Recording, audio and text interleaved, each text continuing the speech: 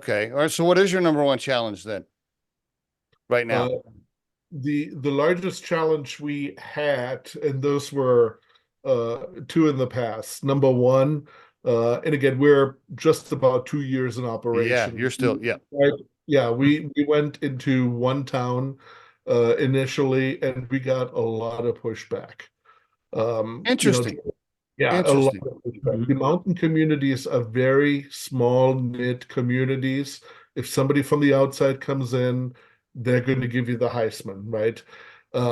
And it wasn't until we brought on a full-time sales and marketing person to focus on that area and brought on uh, a board of directors. We have an advisory team that functions just like a board, and there's several individuals on there who are from those mountain towns, Good move. well connected, and all of a Good, sudden doors open up, right? good Uh, move.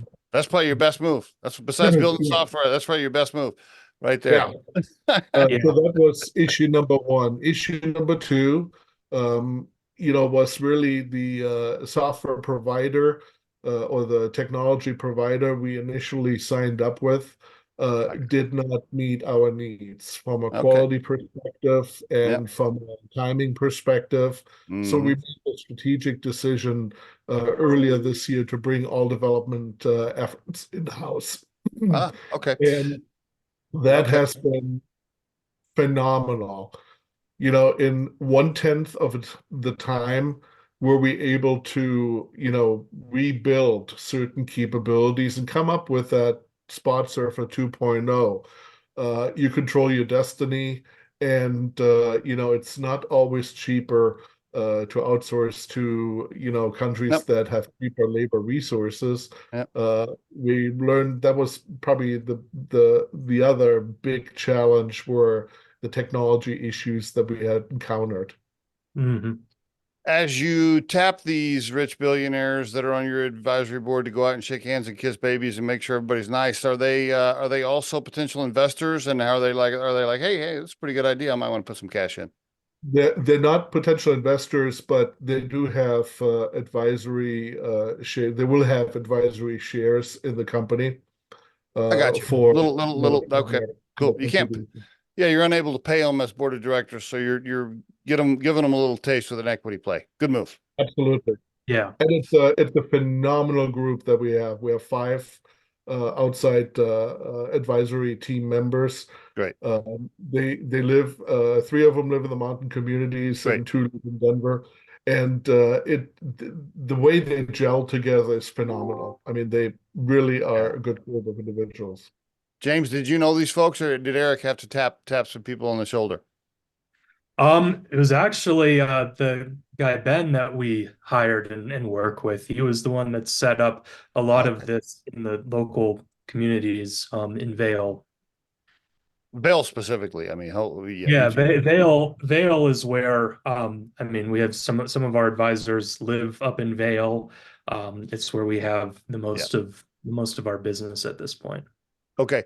Um, I'm guessing you're still in the growth slash burn cash phase, or are you already profitable based on your operations? Like where are you at, and what's your target or timeline for reaching profitability on a monthly basis? Yeah, so we're still in the burn cash phase, especially since we're coming out of the ski season right now. Okay. We are participating in some events that will generate cash flow this summer. Okay. GoPro games are a big effort. So Oh, we're all working on right. that. All right. And then we have, as I mentioned to you, we have tweaked our vision and our strategy ever so slightly. We also offer amenity-based parking for more affluent visitors to Vail, for example. Okay. So we have relationships with luxury hotels that are in the Vail area, and as part of parking in some of those facilities, most of them are valet staffed. You can use Um, the hot tub, you can use the shower facility, you can get reduced breakfast, you get free coffee, you get free water. You can, after coming off the mountain, I-70 is a mess going back to Denver. Why not stay for après ski and you get a little bit off your bill because you're participating in that. good And move. amenities parking is really big with some of those affluent folks. You know, we are offering parking passes for them. They go on pre-sale in July and August of this year. So you get an 8 pass, a 12 pass, and an 18 pass, depending on how often you come up and participate in that. There's a lot of individuals who participate in ski clubs, right? Just like you meet your buddies on the golf course for the regular foursome every Sunday, there are folks who do that in the wintertime. They meet their buddies up on the mountain for skiing, and the biggest challenge they have is really not having guaranteed parking, and we'll resolve that for them. But I think that's a great trend to set for those affluent buyers. So we really Yeah. have spots The for. other Go ahead, James. The other feature that I really like personally is since it's reserved ahead of time, you don't have to wake up at 5 a.m. to rush up to the mountain to Right. get a good parking Yeah. space. Love You can that. show up at 10:30 a.m., valet park your car at the hotel. They'll have your spot waiting for you, and you're good to go.